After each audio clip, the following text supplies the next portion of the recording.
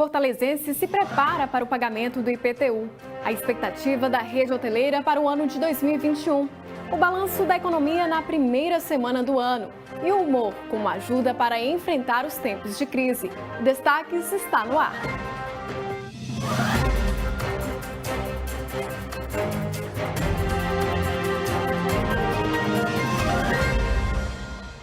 A Prefeitura de Fortaleza já começou a disponibilizar o acesso às informações sobre o IPTU deste ano e os dados podem ser consultados no site da Secretaria Municipal de Finanças. Confira as informações na reportagem de Fernando Benevides.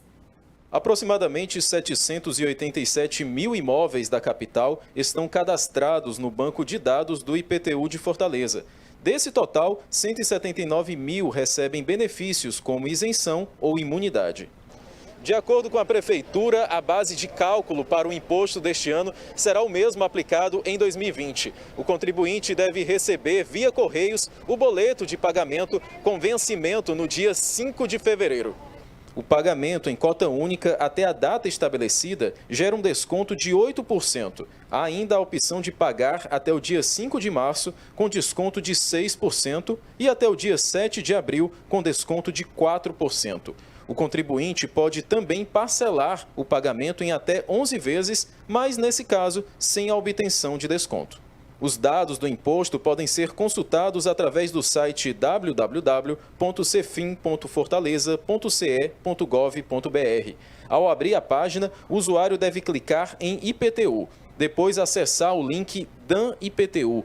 Em seguida, digitar o número de inscrição do imóvel para ter acesso ao documento. A novidade principal, está no próprio boleto do IPTU, o QR Code. Com esse QR Code, você tem acesso à informação sobre o imóvel, sobre a situação fiscal do mesmo, E também a gente tem disponibilidade de serviços na internet, Você pode obter boleto, emitir DAN, não necessariamente precisando comparecer fisicamente na Cefim, principalmente para evitar aglomeração, A gente tem vários núcleos de atendimento ao cidadão, nos APTVUPs, nas regionais, para evitar aglomeração no centro, que você não puder fazer via online, comparecer, tentar manter de forma o atendimento descentralizado. O setor de turismo foi um dos mais afetados economicamente com a pandemia. A repórter Tatiana Alencar conversou com o presidente da Associação Brasileira da Indústria de Hotéis,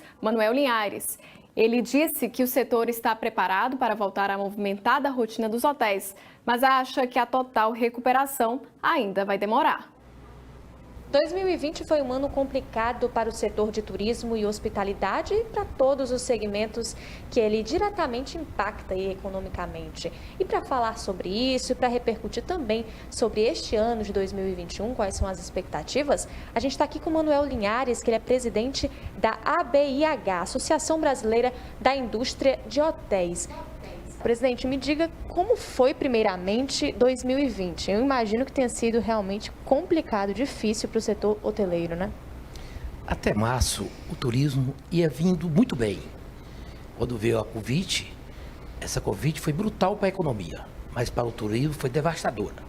E no caso da hotelaria, nós somos diferentes da indústria, do agronegócio, que nós não temos estoque. A cada noite não vendida é prejuízo total. Então, o que acontece? Quando chegou essa Covid, em março, o que ocorreu? 80% da hotelaria praticamente ficaram fechados, todos os empreendimentos. E esses 20% recebendo passantes, profissionais da saúde e algumas operadoras que estavam funcionando, operadoras aéreas, mas com ocupação em torno de 5% a 8%. E nosso ponto de equilíbrio na hotelaria é em torno de 50%. Ponto este de equilíbrio é quando você tem condição de pagar os seus colaboradores, pagar sua carga tributária, pagar energia, água, os consumos. Então, isso é muito ruim para a hotelaria, esse Covid-19. Essa situação deu bastante prejuízo para o setor? Muito prejuízo. A hotelaria, para você ter uma ideia, gera em torno de 1.100.000 empregos. Hoje, a BH Nacional, nós representamos em torno de 32 meios de hospedagem. Então, para mim é um motivo de muita satisfação, um cearense que saiu lá do interior lá do meu querido Crateús, representar esses hoteleiros brasileiros. Presidente, como reverter esses prejuízos esse ano? Essa retomada vai ser uma retomada muito lenta e gradual. Primeiro, nós vamos ter uma retomada, como está tendo agora, uma retomada do turismo regional. Depois, vamos ter uma retomada do turismo interno. Turismo interno esse, que nós temos um país muito extenso. Nós temos o norte com o Amazonas, o centro-oeste com o Pantanal, o nordeste com essas belezas de praia, o sul e o sudeste com essas belezas naturais. E o Brasil é o primeiro país do mundo em belezas naturais. Nós somos o 8º em cultura. O brasileiro, até o ano passado, deixava no exterior em torno de 19 bilhões de dólares, enquanto o estrangeiro deixava aqui em torno de 6 bilhões de dólares. Nós estamos falando da defasagem de 13 bilhões de dólares. Então, o que é que nós temos que fazer? É divulgar, incentivar o brasileiro a conhecer esse país tão bonito, com essas belezas naturais, essas belezas culturais tão bonitas. Presidente, para 2021, dá para ser otimista?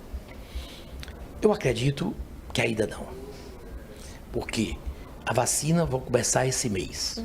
Então, a incerteza muito grande. A hotelaria está preparada sim, com todos os protocolos para receber os hóspedes, desde o check-in ao check-out, desde a sua chegada à sua saída, obedecendo todos os protocolos, isso com a chancela da Anvisa, o distanciamento, o uso do álcool gel, os nossos colaboradores todos preparados para dar segurança aos nossos hóspedes. Mas a incerteza é muito grande.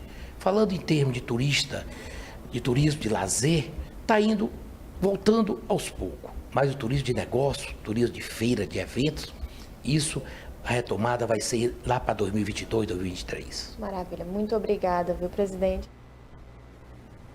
O presidente do Cidadania, Michel Lins, falou sobre o desafio em assumir a Regional 3. O secretário destacou a oportunidade de ficar mais perto e também ouvir mais a população.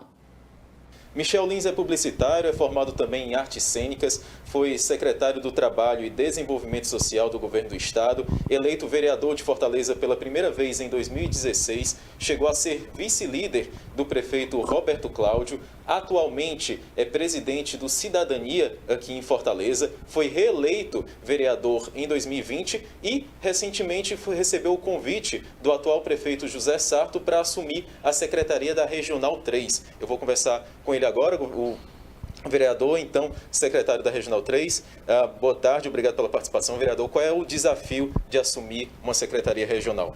Bom, boa tarde a todos que nos acompanham. Primeiro que a satisfação de receber esse convite do prefeito Sarto, a qual acredito no projeto, na forma como que deverá reger a cidade de Fortaleza, e é um desafio muito grande, né? Porque faz parte, esse novo formato da regional, ele faz parte do projeto Fortaleza 2040, com a participação lá, iniciando com o Eudoro Santana, com vários técnicos, Renato Lima, que faz parte do governo Sarto, e esse novo formato, é importante dizer para você que está nos assistindo, que é a maneira de melhor atender a população. Vou citar um exemplo.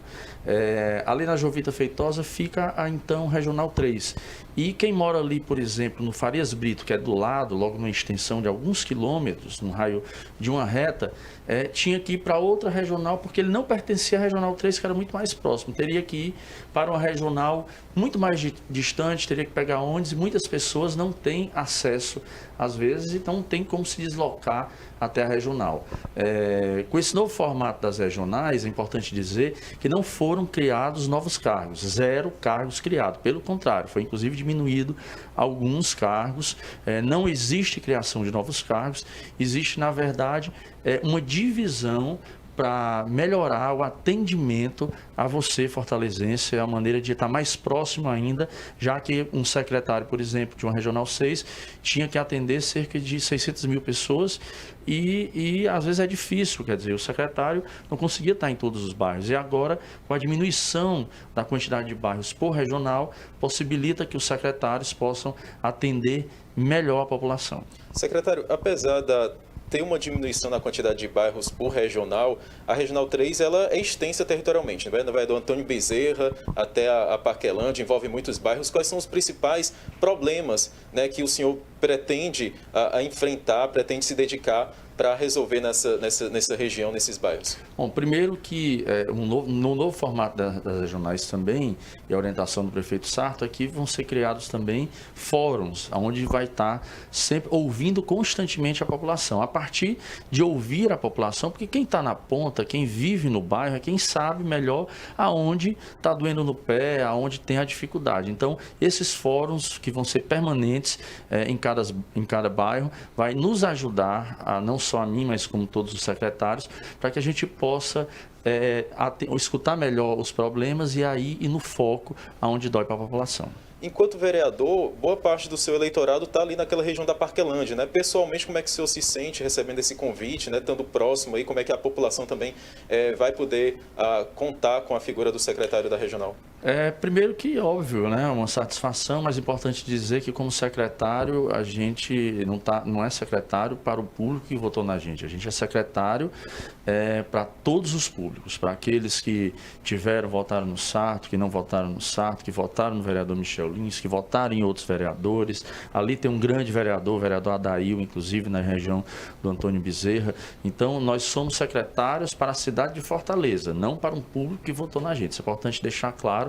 A nossa missão é como servidor público, servir a população, servir a todo mundo que procura a regional pedindo socorro. Esse é o nosso papel. Além da Secretaria Regional 3, o senhor atualmente é presidente do Cidadania aqui em Fortaleza. Como é que o senhor avalia a atuação do partido, principalmente nessa virada do ano, com as eleições que teve, né, com os cargos que vão ser assumidos? Bom, Cidadania em Fortaleza, estou muito feliz. Primeiro que a gente tem um presidente estadual, Alexandre Pereira, que me deixa à vontade ali para montar o partido em Fortaleza, não tratora. Geralmente a gente vê, às vezes, esse tratorar no partido na hora da montagem da chapa. E desde 2016 eu tenho essa liberdade de montar. Montei o partido na eleição passada junto com os outros colegas e a gente fez 2 vereadores, coisa que ninguém acreditava, e nessa agora, 1 ano e meio atrás, eu estou dizendo que a gente faria 3 vereadores, quase ninguém acreditava. Eu fiz alguns estudos das eleições de 2016 e 2008, com base nisso montei a nova etapa desse grupo. Óbvio, não monto isso sozinho, eu monto a estratégia e junto com os colegas do partido, e a gente está muito feliz porque hoje nós fizemos 3 vereadores e somos a segunda maior bancada do governo, junto com o PSB. Importante dizer que de todos os partidos que conseguiram fazer 3 vereadores para cima, apenas o PDT, o PROS, o PSB e o PT, todos esses tiveram candidatura majoritária. E o Cidadania fez 3 vereadores sem candidatura majoritária, exatamente fruto do pensamento coletivo, que é uma coisa que eu procuro sempre colocar para o grupo. Pensar coletivamente é o que dá força para todo mundo. Muito obrigado, secretário. No próximo bloco, a gente fica sabendo sobre como começou o ano em relação à economia. Eu volto já já.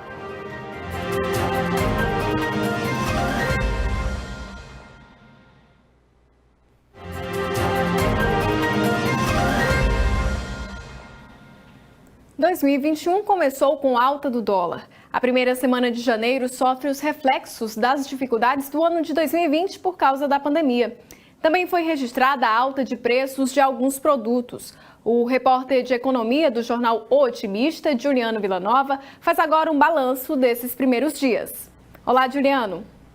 Olá, os telespectadores da TV Otimista. A primeira semana do ano na economia foi repleta de acontecimentos e notícias, tanto no Brasil quanto no exterior. Afinal, está tudo interligado. E esses acontecimentos refletiram, de certa forma, as instabilidades que aconteceram na economia em 2020. Foram dias, por exemplo, de alta do dólar no Brasil. A moeda norte-americana bateu recordes de cotação, chegando a quase R$ 5,40, o maior preço desde novembro.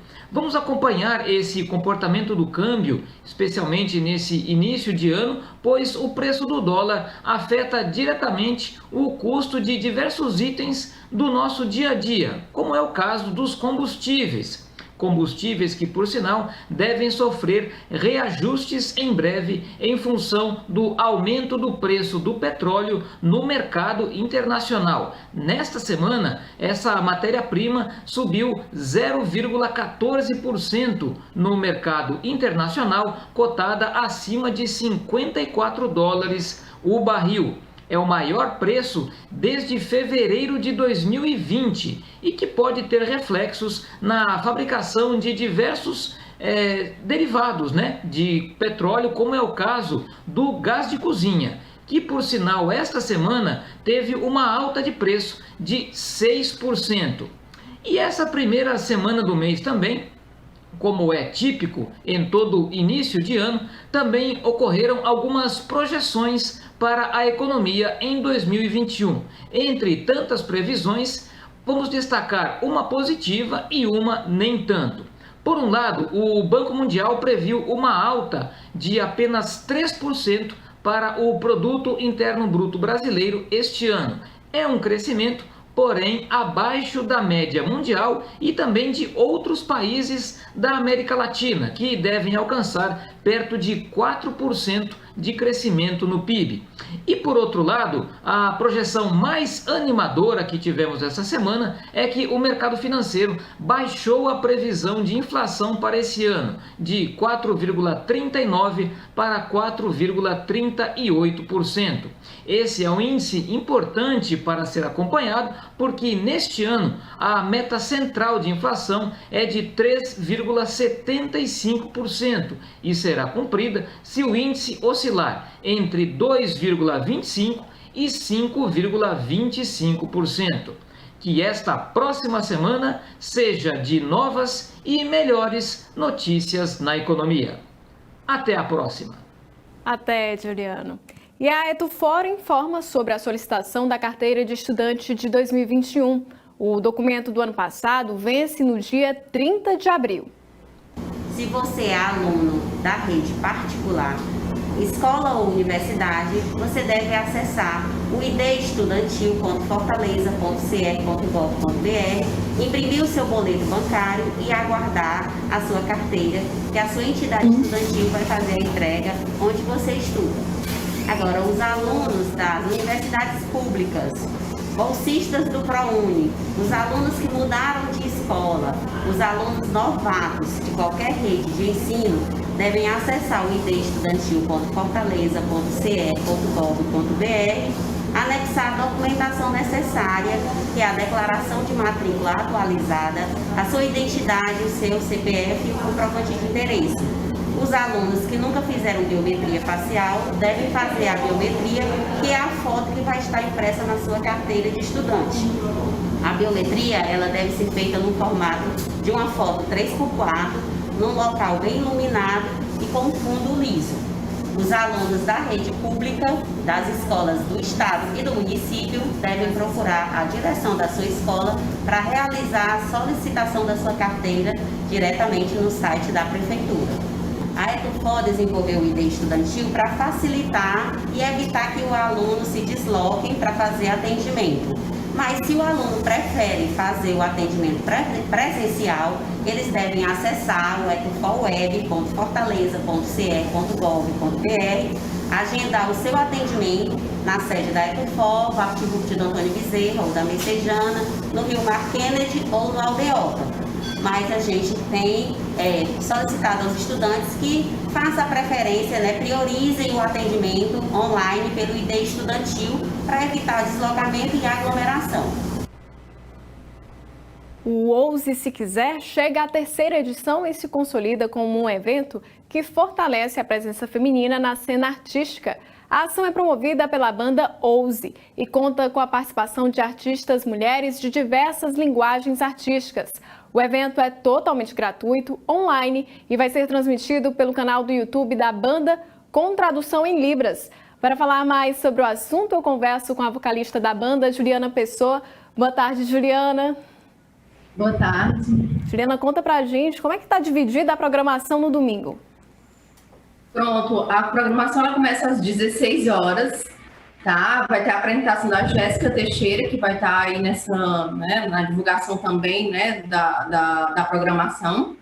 E às 16h10 começa o debate, a gente vai ter a Nádia como a nossa mediadora, né? O debate ele vai trazer um pouco sobre a mulher nas artes, né?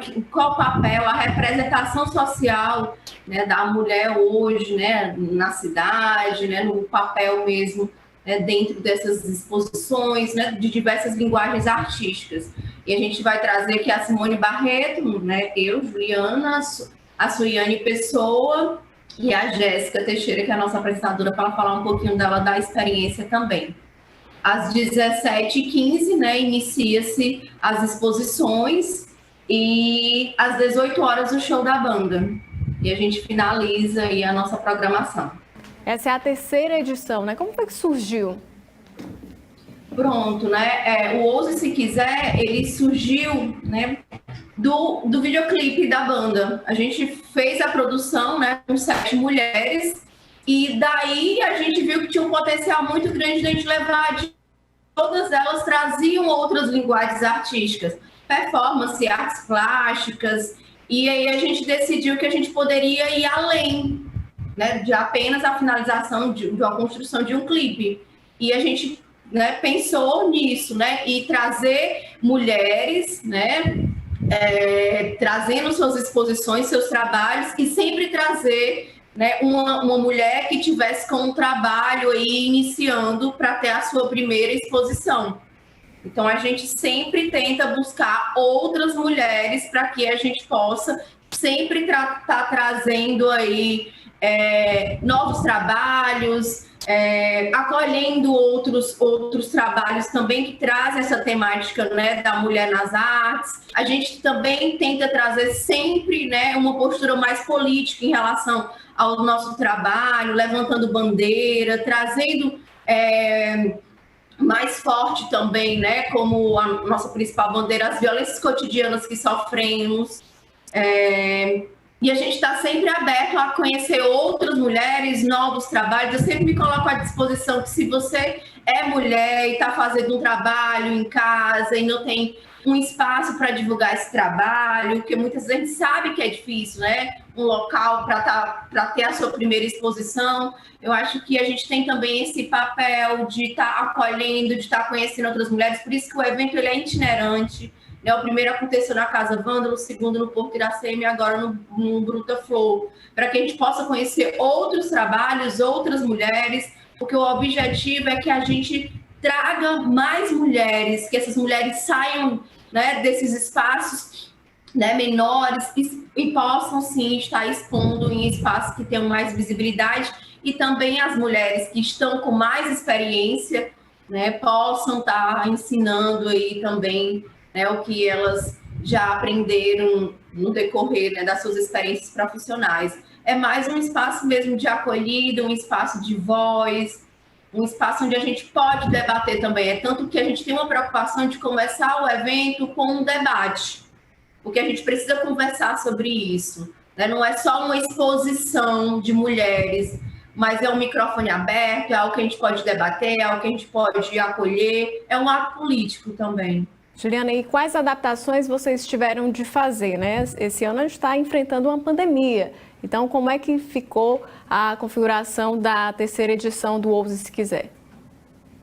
Pronto, a gente conseguiu aqui, né, o edital, né, da Lei Aldir Blanc, que foi essencial para que esse evento acontecesse, porque aí a gente consegue mobilizar, né, a questão de recursos, né, porque se fosse do nosso bolso seria praticamente inviável, né? Então a gente tem um movimento, a gente tem uma galera também aí, né, contribuindo para que esse evento, né, seja realizado. Então a gente precisou também desse dinheiro. A gente tem uma equipe que já tem uma certa experiência, né, na produção de eventos mesmo como live, porque a gente sabe que a gente é artista, né? Muitas vezes a gente precisa se preocupar com outras coisas, né? Também para que esse evento aconteça, né? Questões mais burocráticas, né? E questões também de estrutura. Então a gente tem também o Bruta Flor que entra com a gente para agilizar a gente nessa questão burocrática, né? O espaço físico, né? Também são mulheres que estão à frente. A gente tem a Mercúrio, que é a nossa produtora, que também está ajudando. Então, assim, a gente tem uma galera, né?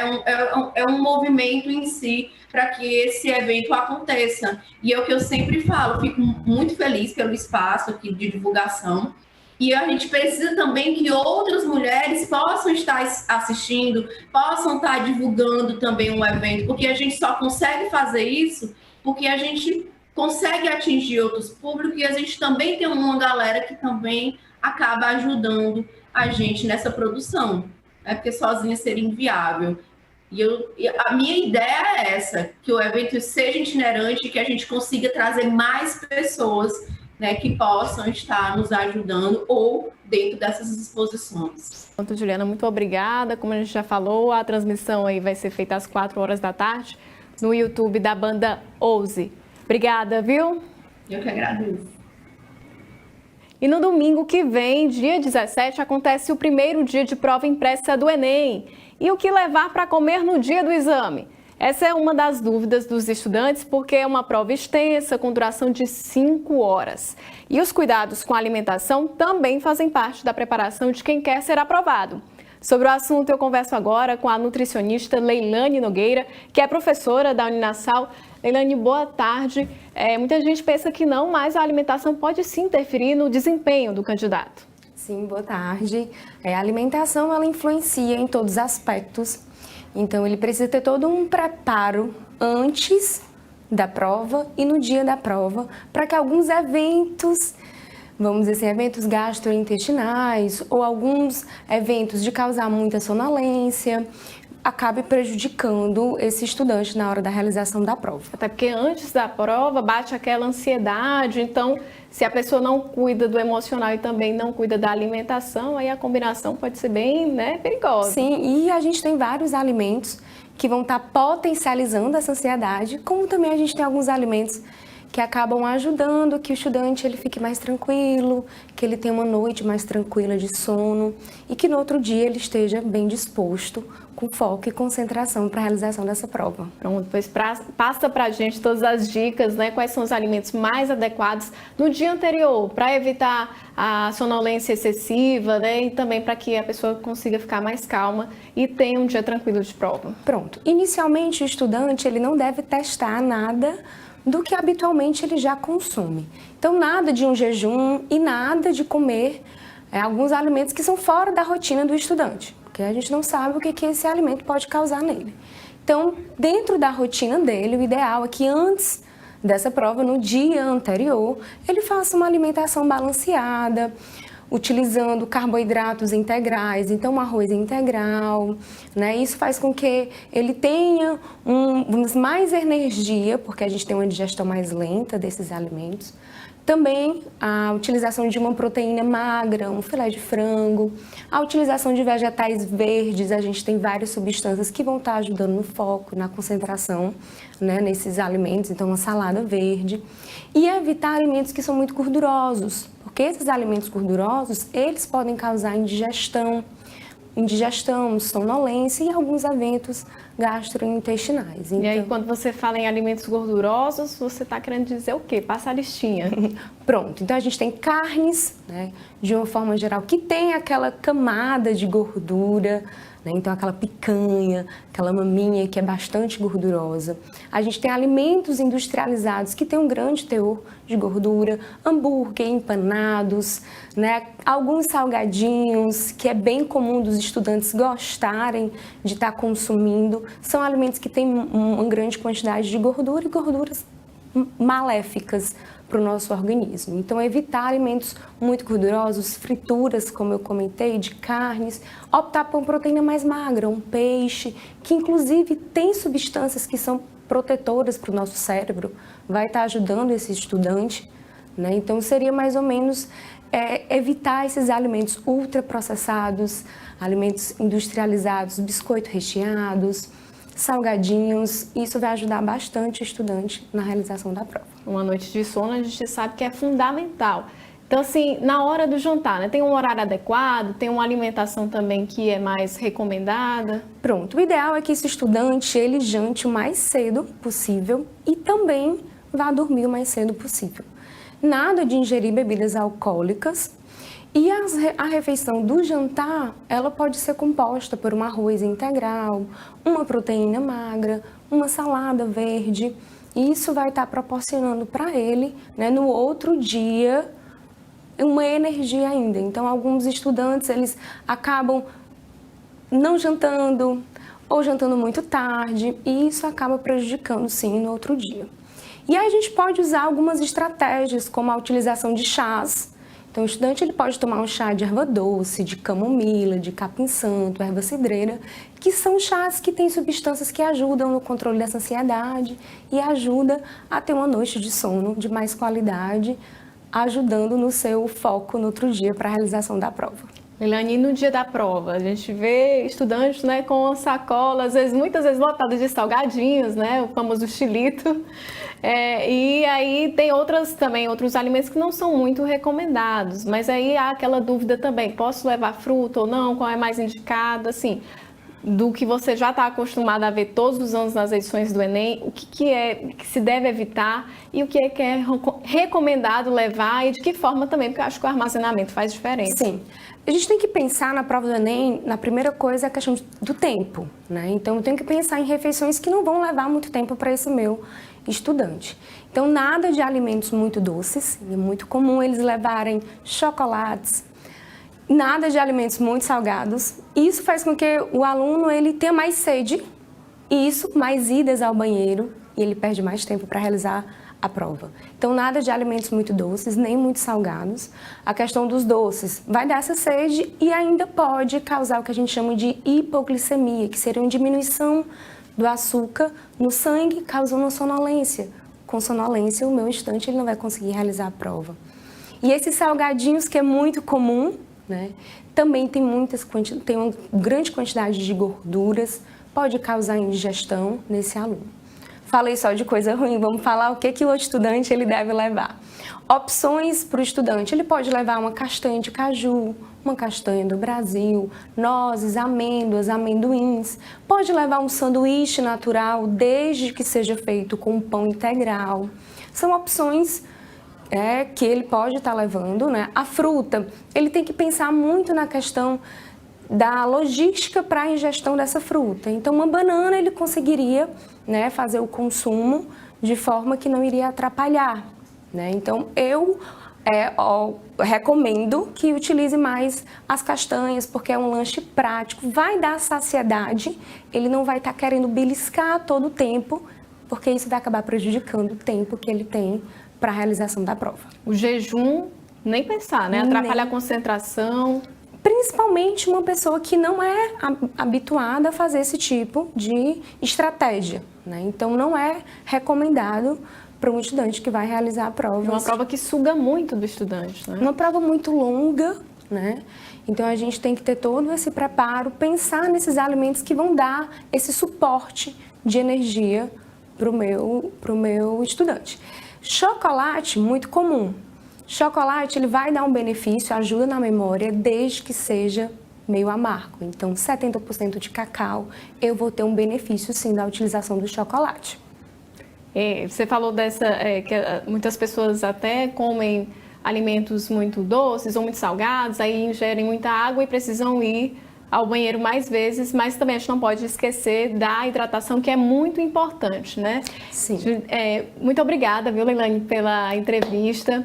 A gente já anotou aí todas as dicas. Quem vai fazer o Enem já tem uma listinha preparada sobre o que deve fazer e o que não deve fazer também. É isso aí. No próximo bloco, a gente fala sobre os cuidados com a saúde emocional durante a pandemia. E ainda o humor de Gil Soares para enfrentar os tempos de crise.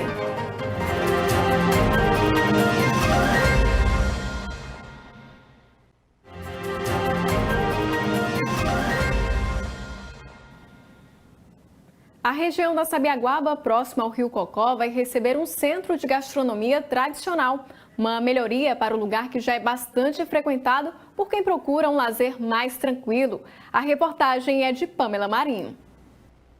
O visual é de encher os olhos. O encontro do Rio Cocó com o mar na Sabiaguaba é um dos locais mais bonitos de Fortaleza.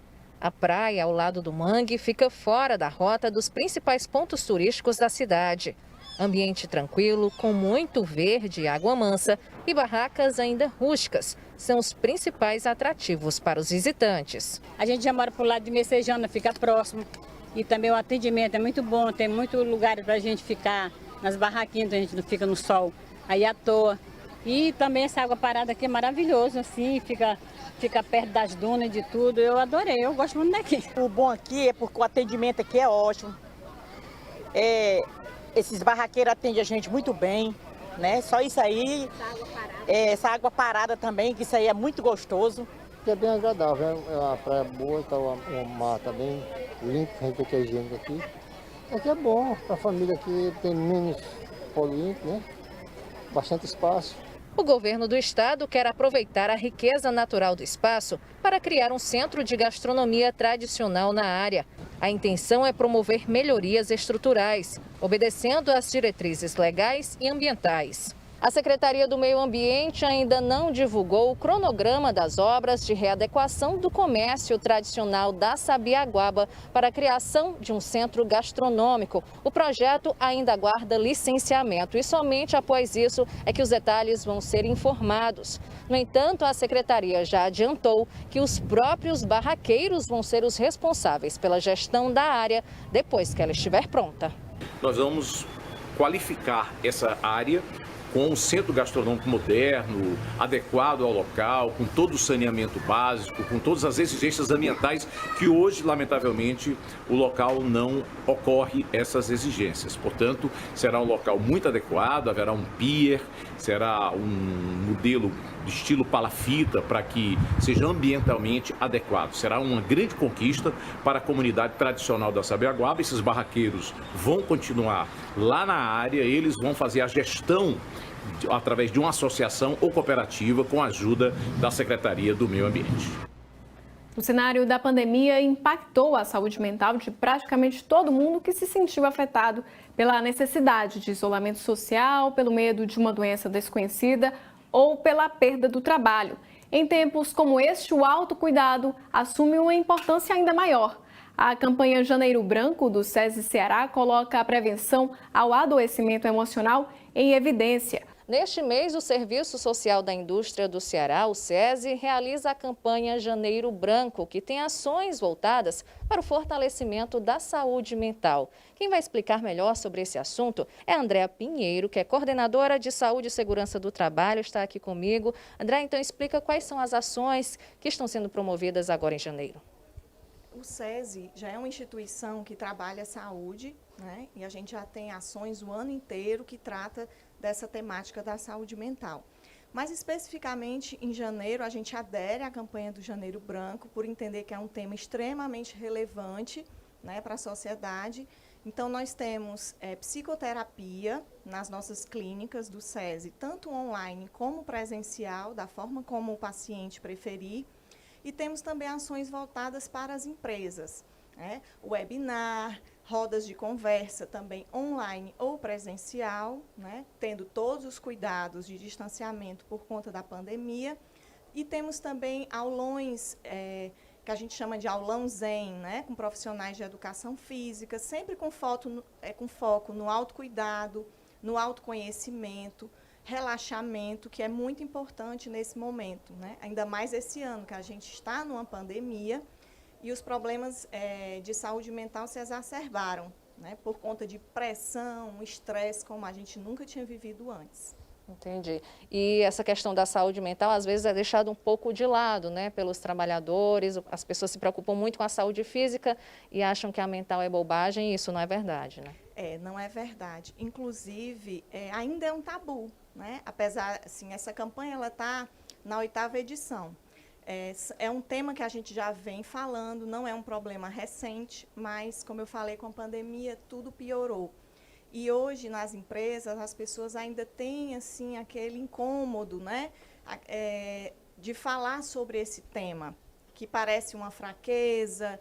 As pessoas acham comum adoecer, por exemplo, quebrar um braço, né? É comum, ninguém questiona, mas se a pessoa apresenta um cansaço, uma estafa, um estresse, não está sabendo lidar direito com as emoções, do luto, da perda, ela às vezes fica até constrangida de falar isso dentro da empresa.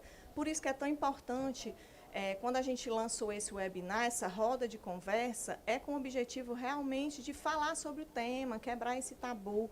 A gente tem que cuidar da saúde mental, assim como a gente cuida do nosso corpo, da nossa alimentação, né? Faz parte, o ser humano ele é completo, né?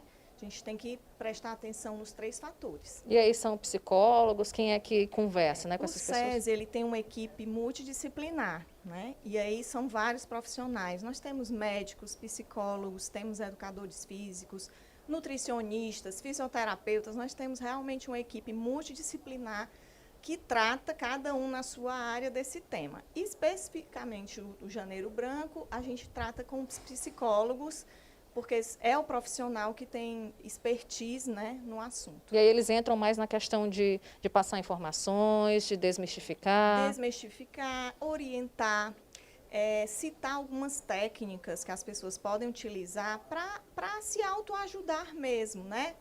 Ter um momento de lazer, ter um momento com a família, ter um momento para fazer uma caminhada ao ar livre. Tudo isso ajuda muito na prevenção de problemas mais sérios, né? E tem também as pessoas que precisam de um acompanhamento médico, né? E aí, para a gente chegar nesse ponto, você precisa falar no assunto, procurar ajuda, né? E realmente fazer o tratamento de acordo com a sua necessidade. E aí quem quiser esse acompanhamento bem individualizado, consegue através do SESI também, né? Sim, nós temos psicoterapia, né? Que é aquela consulta individual com um profissional psicólogo. Aí o acompanhamento vai de acordo com a necessidade de cada um. E como é que as empresas podem fazer para o SESI levar essas ações? É um serviço que a gente está oferecendo. Quem tiver interesse pode ligar para o 4009-6300, que é a nossa central de relacionamento, e lá vão ser dadas todas as informações. Ok, muito obrigada então pelas informações, agradeço. tá? Só reforçando aqui o telefone da central de relacionamento, é o 4009-6300. De volta ao estúdio. Obrigada, Pamela. E o Destaques de hoje fica por aqui. Outras notícias no Panorama Noite. A você um bom fim de semana. E vem aí o Alô Galera com o Igor Vilela e Tatiana Alencar. Tchau.